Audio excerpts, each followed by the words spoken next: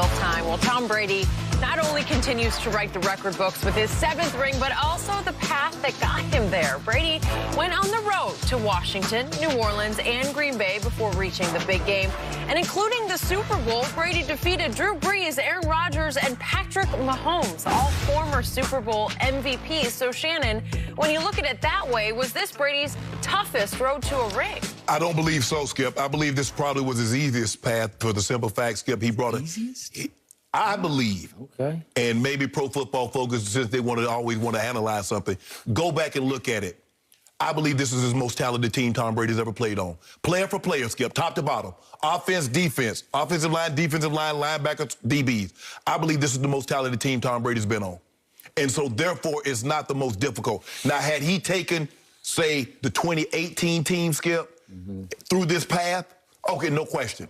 But, Skip, when you look at the talent level, and that's why I'm like a 3-point favorite. I mean, when you look at it player for player, I believe the Bucs are more talented. Yeah, I get it. He went through Brees, Rodgers, Mahomes, but Skip, he brought a heavyweight, the contenders with him. I mean, he had a team with him, and I believe this is his most talented football team that Tom Brady's been associated with. So for me, no. I still believe because of what he did in 2001, Skip, because it was only his first year starting. He started, week 3? Started week 3, because I think Bledsoe got hurt week 2 or week 3. 0-2, yep. So he started week 3. Considering it was his first start and doing what he did and getting that because he beat the Raiders at home, then he goes on the road and beat a 13-3 Steelers team that Although he made it about half of that game, Bledsoe had to finish. Right. And then doing what he did in that game, because this is not the Tom Brady that we see now, Skip. It was not even close to that. And I don't think anybody thought in that game, watching that game, that he was going to turn out to be what he became. Nope. So for me, Skip, I'm going to say no for the simple fact of what he brought along with him.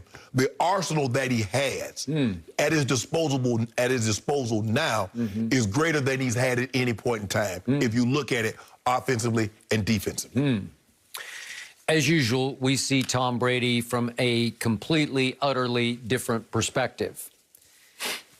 I'm going to make the case this was the greatest run to a championship in sports history, given the degree of difficulty of taking over a team that went 7-9 a year ago. I give you the talent, but let's take apart the talent and see what happened this year. Okay. 43 years old, 7-9 team, an organization known as the Succaneers because they had the worst winning percentage historically in all of sports. Right. There's a pandemic. There's very little off-season, mostly virtual, mostly throwing to people in parks until the quarantine got you and the park ranger said you can't do that in this park anymore. 0 preseason games. A schedule that threw you into the fire against your arch rival, a team that became your nemesis in New Orleans, in game 1 at New Orleans. That was unfair and a predictable outcome. That team beat you on a Sunday night midseason when you were 6-2. It beat you 38-3 on that same turf that we watched the Super Bowl on. 38-3, and just went up and down the field on that loaded defense. They should have scored their first 6 times, but to your point, Jared Cook fumbled at the 2-yard line as they were going in for a touchdown that would have made it 6 possessions and 6 scores. And then, obviously, on that same field, Patrick Mahomes threw for 359 yards in the first half, 203 to Tyreek in the first quarter, 203 receiving yards by one receiver in the first quarter. Well, it was just wrong.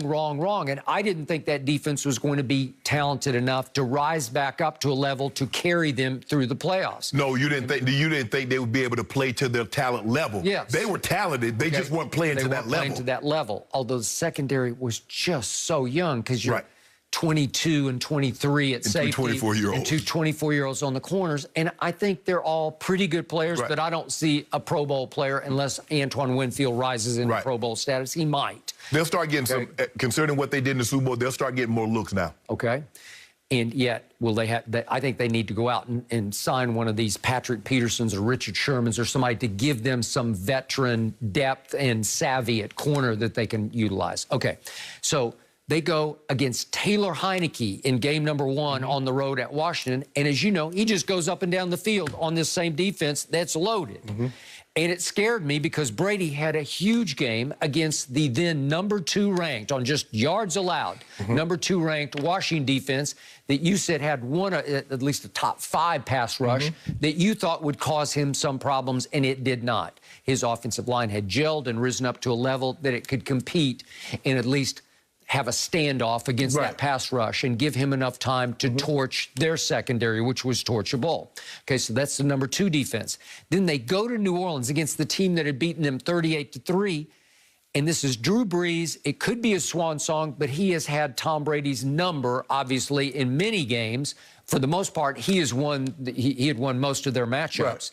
And you do a number on them, and that was the defense. That was the first game the defense rose and shone, and you said, aha, that could work. And they forced 4 turnovers from Drew Brees, and yet that's the number 4 defense that Tom Brady is having to score against, and he scored. He closed the deal. He cashed. I mean, but think about where he was getting the ball at. Okay, but he cashed. Yes. He cashed when he had to cash. And then at Aaron Rodgers, at Lambeau, frozen tundra, that's the number 9 ranked defense. So that's 2 top 5 defenses and a top 10 defense that you have to face on the road against Aaron Rodgers, who talked the whole week about how he's in the biggest comfort zone he's ever been in. He feels healthier than he's ever felt, and he got his dream come true. Finally, a home field NFC championship game, and you know the rest of the story. Brady was magnificent in the first half, struggled a little bit in the third quarter because they lost both their safeties, and I thought Aaron Rodgers would just have his way. How did that, let me ask you a question, Skip. How does losing his safety affect Brady's play? Okay, because he knows he's going to have to win a shootout in the second half because he thought Aaron Rodgers would be able to throw a big old party on his defense. He wouldn't. You lost Antoine Winfield, and then you lost Whitehead early in the third. So for the whole second half, you're playing without your 2 starting safeties against Aaron Rodgers at Lambeau. Yeah. Should have been his game, and you know what happened. Aaron had a bad fourth quarter,